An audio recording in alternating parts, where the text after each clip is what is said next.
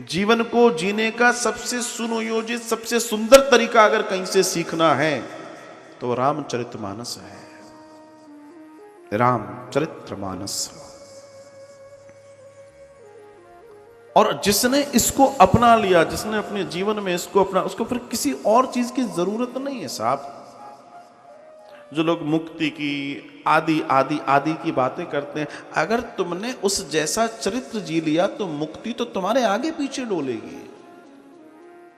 राम जैसा पुत्र नहीं, सीता जैसी बेटी और वधू नहीं, भरत शत्रुघ्न लक्ष्मण जैसे भाई नहीं, दशरथ जैसा पिता नहीं, तीनों देवियों जैसी माताएं नहीं, राम जी जैसा दर्शन नहीं, हनुमान जैसा सेवक नहीं। एक से एक, यहां एक से एक हर पात्र जीवन की कला सिखा रहा है, हर पात्र से सीखने लायक है। एक एक मानस की चौपाई अपने आप में मंत्र है, जीवन में बस उतारने की चेष्टा कीजिए। एक चौपाई मंत्र है, एक एक चौपाई दिव्यता से भरी हुई है। बस इसे समझा जाए, इसे जाना जाए।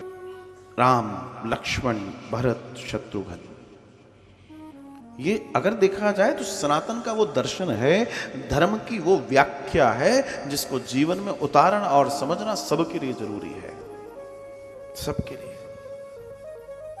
अगर हमें धर्म को जानना है, नीति को जानना है, भक्ति को जानना है, ज्ञान को जानना है, वैराग्य को जानना है, तो राम को जानना पड़ेगा।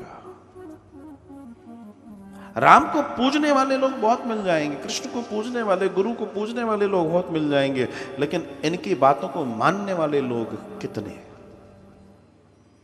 राम सबको पसंद है, लेकिन त्याग किसी को पसंद नहीं। सब चाहते हैं कि हमें राम जैसा भाई मिल जाए, लेकिन खुद भरत बनना नहीं चाहते। सब चाहते हैं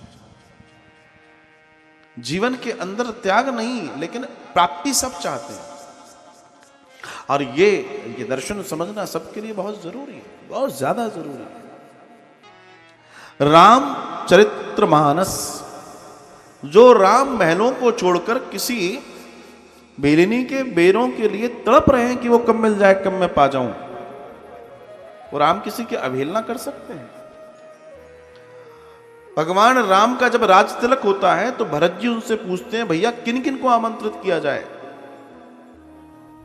वाल्मीकि का दर्शन है। तो राम जी कहते हैं कि 14 वर्ष से तो मैं तो बहुत दूर हूं, मुझे तो मालूम ही नहीं यहां क्या चल रहा है, आसपास राजा कौन क्या कैसा, लेकिन हां 2 लोग हैं जिन्हें मैं जानता हूं, उन्हें जरूर बुलाना। राम कहते हैं 2 लोग हैं जिन्हें जरूर बुलाना। भरत जी कहते हैं भैया कौन? बोला एक निषाद और एक केवट, इन्हें जरूर बुलाना। ये है राम, ये है राम। क्या राम जी की इस यात्रा में कई राजा नहीं आए होंगे? इतने सारे ऋषि मुनि आए, इतने आश्रम आए, इतना सब कुछ आया, उनकी तो चर्चा नहीं की उन्होंने। केवट की चर्चा की, निषाद की चर्चा की, मतलब उन सब की चर्चा की जिनको राम को अपने साथ ले जाना है। राम को समझना बहुत जरूरी है साहब, वरना अनर्थ हो जाएगा। ये संस्कृति, ये भारतीय सनातन संस्कृति जब भोर होती है ना तो राम के साथ होती है इसकी भोर। जब सांझ होती है तो राम के साथ होती है, जब मिलन होता है तो राम राम के साथ होता है।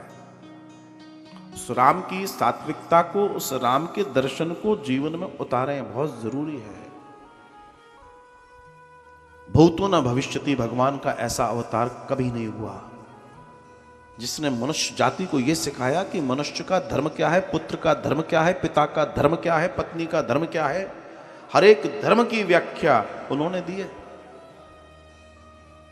कौन है? बहुत बड़े बड़े राम के उपासक, पूजने वाले।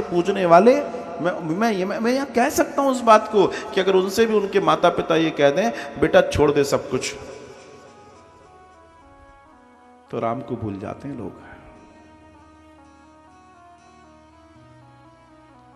एक बार में सब कुछ छोड़ दिया, एक बार में।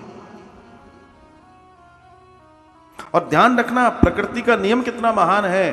उन्होंने एक बार में सब कुछ छोड़ा तो प्रकृति ने जब आप किसी चीज को हटा देते हो, किसी चीज को संज्ञान में नहीं रखते ना, तो फिर प्रकृति खुद तुम्हारे पीछे पड़ जाती है। बोला कोई बात नहीं, मैं इंतजार करूंगी, लौट के तो तुम आओगे, मैं तुम्हारे साथ जुड़ूंगी। 14 वर्ष बाद राम आते हैं, प्रकृति फिर जुड़ती है। आप अपने जीवन में बस इतना संयम रखिए, इतना धैर्य रखिए, आप तक आपकी चीजें पहुंचेंगी।